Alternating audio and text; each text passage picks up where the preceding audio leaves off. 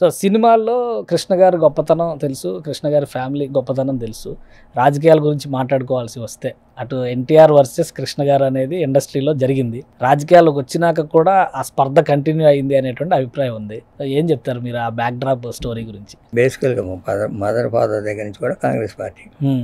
తర్వాత రామారావు రాజకీయాలకు వచ్చే ఉద్దేశం లేదు. రామారావు తెలుగుదేశం పార్టీ పెడదాం అనుకున్నప్పుడు ఊటీలో ఇద్దరు కలిసే షూటింగ్ చేస్తాం. కృష్ణ గారితో కలిసి వయ్యారి మామూలు ఒకలమాటి భక్తులని ఆ షూటింగ్ అప్పుడు ఆయన ఇట్లా నేను రాజకీయాలకు వెళ్తున్నాను బ్రదర్ అని చెప్పారు.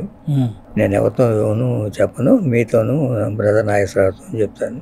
కృష్ణ గారు నేను రాలేను ఇప్పుడు రాజకీయాలకి, సినిమాలు ఎక్కువ ఉన్నాయి కదా, వయసు కాదు రాజకీయాలకు వచ్చేది, అలా నేను సరదాగా మాట్లాడుకొని ఆయన అక్కడి నుంచి హైదరాబాద్ వచ్చేసి అనౌన్స్ చేశారు. సేమ్ టిప్ మార్చి 29 అనుకుంటా, ఎమ్మెల్యే కాలనీ ఎమ్మెల్యే కాలనీ. సరే మా వంతుగా ఈనాడు సినిమా తీసాం. అది పూర్తిగా యాంటీ ఎస్టాబ్లిష్మెంట్ సినిమా. అప్పుడు సినిమా తీయాలన్న ఆలోచన వెనక ఇది ఉందా? సినిమా రాజకీయ ప్రకటన, రాజకీయ పార్టీ, సైకిల్ గుర్తు ఇవన్నీ ఉన్నాయా, లేదంటే మామూలుగా సినిమా తీసాం? సినిమాగా తీసాం. ఓకే, అంటే పొలిటికల్ సినిమా తీద్దామని మలయాళం సినిమా ఏదో సబ్జెక్ట్ రైట్స్ తీసుకొని మన తెలుగు పాలిటిక్స్కి అనుగుణంగా తీసాం.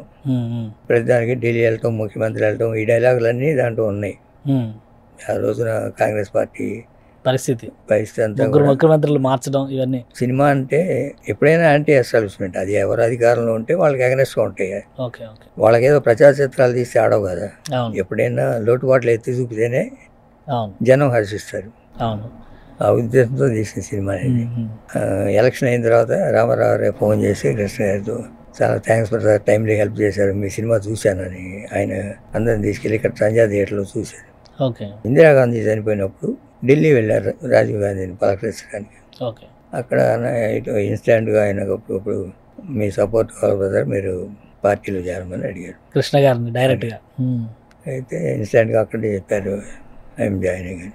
అక్కడి నుంచి కాంగ్రెస్ పార్టీ తరఫున ఎంపీగా కూడా పోటీ చేశారు.